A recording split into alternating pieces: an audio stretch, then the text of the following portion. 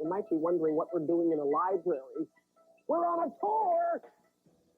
The Disney Channel is on tour, a coast-to-coast library tour. An incredible tour! This really promotes literacy. This year, the Disney Channel is 10 years old and has taken the party on the road. From west to east and through the heartland, the greatest celebration of books, kids, and reading is rolling into the Big Apple, New York City, for one final blowout. It's the Disney Channel 10th anniversary celebration, the Coast to Coast Library Tour.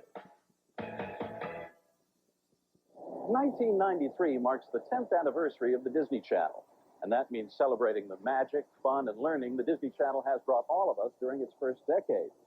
One super big celebration is marking its grand finale in New York City, the last stop on a coast-to-coast bus trip that saw some very special friends of the Disney Channel visit libraries around the country.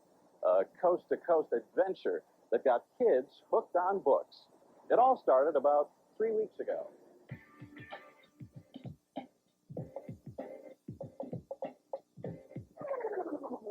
Oh boy, party down at the library. The Disney Channel's tour to promote literacy started here in Los Angeles, California, with a gigantic kickoff party at the newly restored Los Angeles Central Library. All of Disney's biggest stars were there to show their support for the tour and to get one special message across to kids around the country. Just read. We do it again. Just read it. Just read it. Read it or read. What? Just read. All right. For Disney Channel President John Cook, this tour is a chance to introduce kids across the country to the excitement waiting inside their neighborhood library. We felt that we ought to play a role in making people aware of the importance of, if you will, free learning through public libraries, and to encourage people to use public libraries as a source of information, as a source of renewal, and as a source of growth. The Disney characters who were asked to go on the tour couldn't wait to get in their special bus and hit the road. You may ask why. This really promotes literacy, which is exactly what we're doing. We're going around the libraries from city to city and meeting all the boys and girls out there who love to read books. This immense goodbye party was held at the Los Angeles Central Library because this is a very special place. Just a few years ago, Los Angeles almost lost this city treasure when an arson fire swept through the library without warning. The library was forced to close, but that didn't stop book lovers from around the city. They pitched in to clean up and restore their favorite library. Some books were so badly damaged they had to be freeze-dried with special equipment and then placed in climate-controlled storage for 7 years. Why would people put so much time and effort into the library? Because they know that returning the city's books to the community is the greatest gift they could give. And the work isn't over yet. The Los Angeles Public Library, which is a, if you will, part old, part new structure, is a remarkable look at great architecture that's blending the past with the future. The Bon Voyage party was fun, but the open road lay ahead. After Los Angeles, the cast members were on their way to Phoenix, Arizona. A packed house at the Phoenix Library were the first to see the Literacy Tour's special stage show, featuring cast members from the Disney Channel's Adventures in Wonderland television show. The design was to use the great cast of Adventures in Wonderland that is already focused on languages and the nuances of language, and to have them in dramatic fashion focus on the idea of books, learning, how imagination is created through great books, and how learning comes from great books. Look, this. A whole treasure chest full of books. Now that's what I call a real treasure. Next stop, Albuquerque, New Mexico. Albuquerque has a unique way of encouraging kids to read. Every student in public school automatically gets their very own library card to use whenever they want. Day 3, April 20th, and the rolling show is on the road again for stop number 4, Dallas, Texas. It was rise and shine before dawn for the cast and crew to get ready for a show at the Dallas Public Library. Into a possibility, it's hard to make a guess. What in the whole wide world could be hidden in the treasure chest? Here in New York City, preparations for the party that capped the library tour got underway early in the morning. And tonight, I caught up with some of the evening's special guests. You really should allow yourself the joy of words and storytelling. I just think it's very, very important. Tell me why Disney is so involved with this literacy program. Well, we think that literacy and education through entertainment and reading is the backbone of what we do. There are so many wonderful discoveries about life, about the world, about so many things that are magical and wonderful. To not read is to miss one of the great pleasures. I believe, though I am a film producer, that the greatest invention in the world is the book. Everything, all of our teachings tell us that everything begins with the word. I guess you could say libraries are kind of like time machines, crammed full of stories, adventure, and information. Just about anything you'd ever want to know, any place you'd ever want to travel, anybody you'd ever want to meet can be found right inside a library. Now, the oldest library in America is at Harvard University in Cambridge, Massachusetts. They got it all started 350 years ago.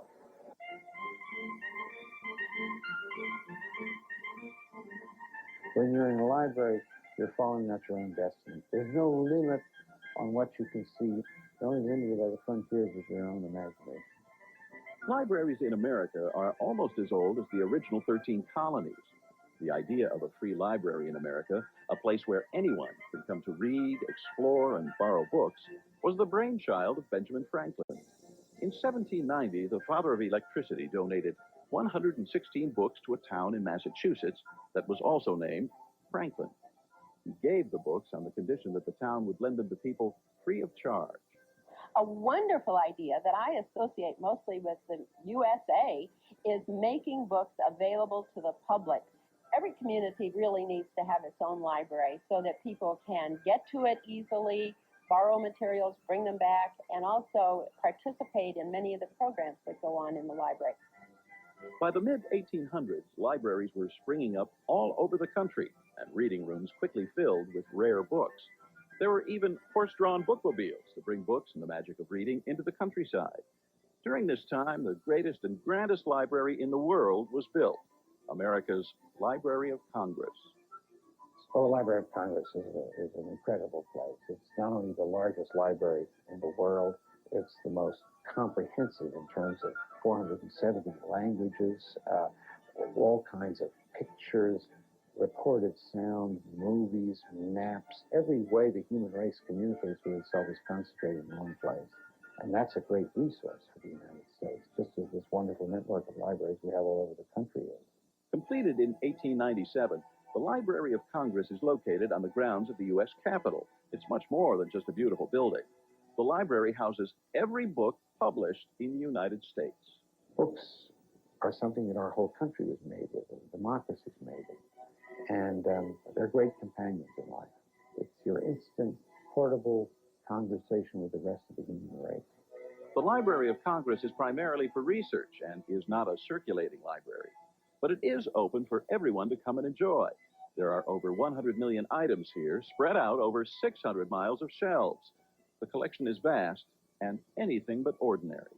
We have this book that's as small as a period at the end of a sentence, this old King Cole book, and we have books that are more than a yard long, the Audubon books, for instance. Horn books is a wonderful kind of book, where you have this actual writing on a cow horn. There was another kind where you transcribe something on ivory, but it just shows the variety of ways in which you could communicate. So part of the trick of a great library is preserving the memory of the past in whatever form it's recorded. It's just like what you have at home. We're just a giant extension of your attic at home. We're keeping all this record, but we're keeping it for the whole country. Alice, Belle, and all the characters on the cross-country tour brought their show to 12 different cities. Thousands of kids got to meet some of their favorite Disney friends and learn how much fun reading can be. The cast members had fun, too, traveling across America in their big bus.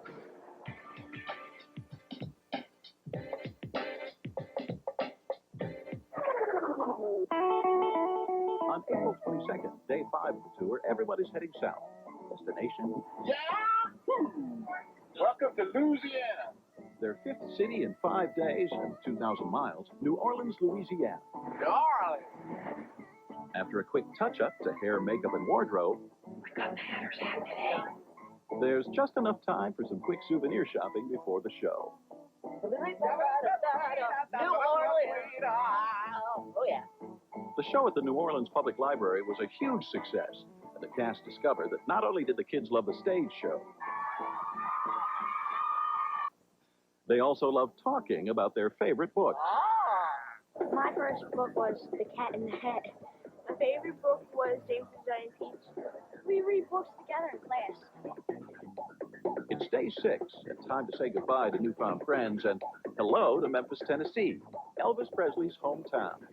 This is a happy place. In Memphis, the cast and crew had a chance for a little R&R and explored the hot spots at the birthplace of the blues. Day 6 and time to pack up and move on. On this tour, everybody pitches in, sort of. Yeah, got the old tripod, flung on the old shoulder.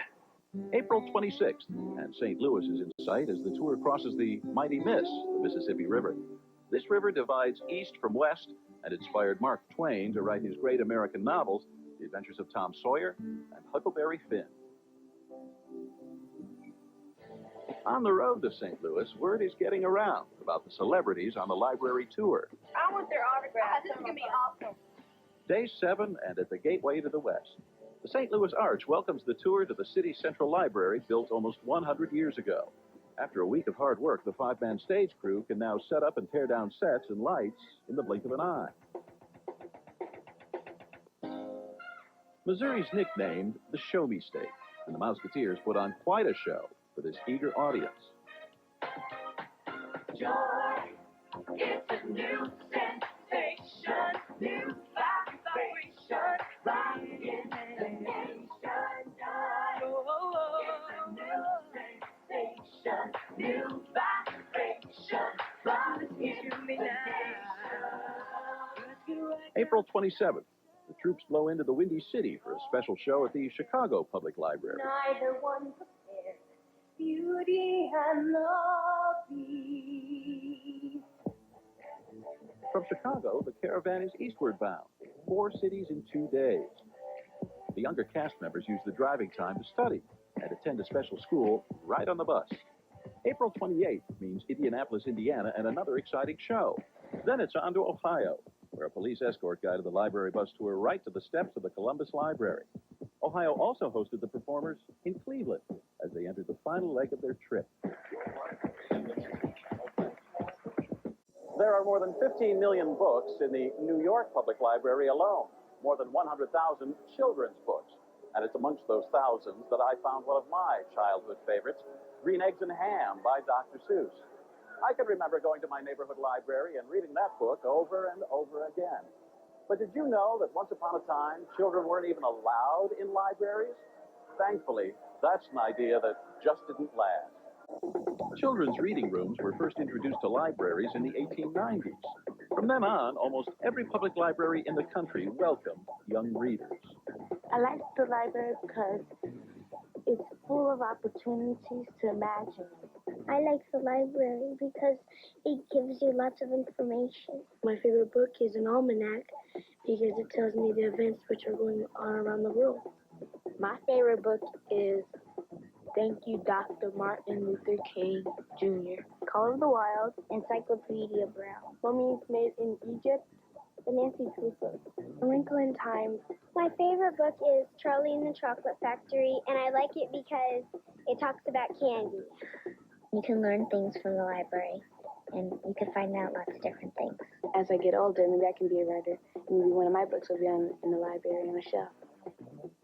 In the last week of the library tour, our intrepid travelers continued meeting new friends throughout the United States.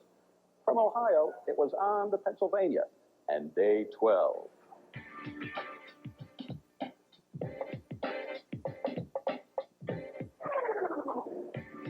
April 29th, and the library tour is still going strong.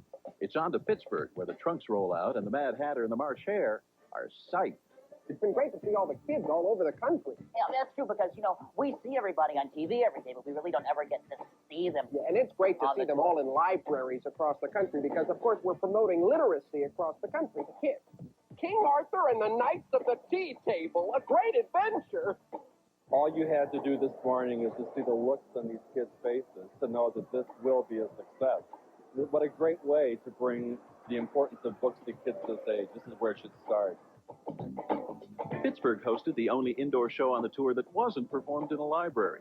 The show went on in the much larger Carnegie Music Hall, built by Andrew Carnegie, a philanthropist who funded close to 1,700 libraries around the country. Hey guys, I think these books belong to the Queen. The Queen, of course. The Queen. Day 13, and it's a wrap in Pittsburgh. Now it's on to the other end of Pennsylvania and Philadelphia. The city of brotherly love loves its libraries, and the Free Library of Philadelphia is one of the largest and oldest public libraries in the country.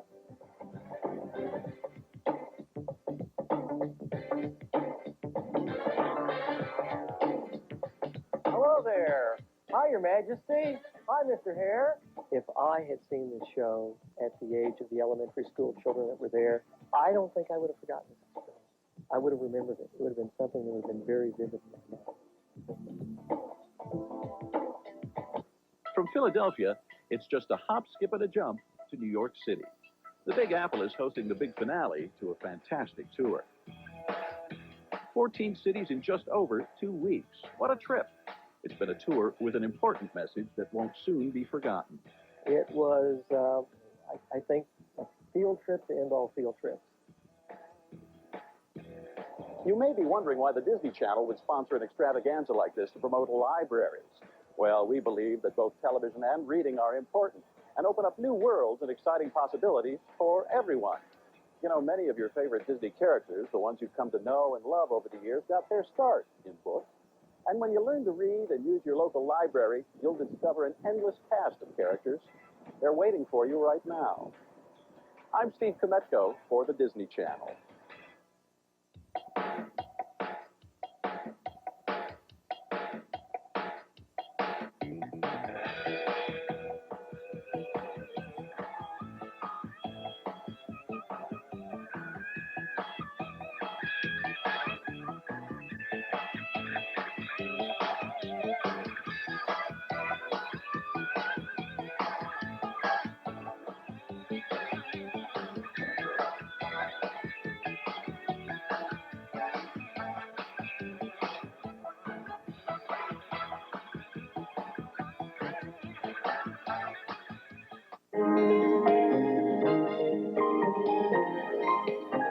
Next, join a birthday celebration for one of the legends.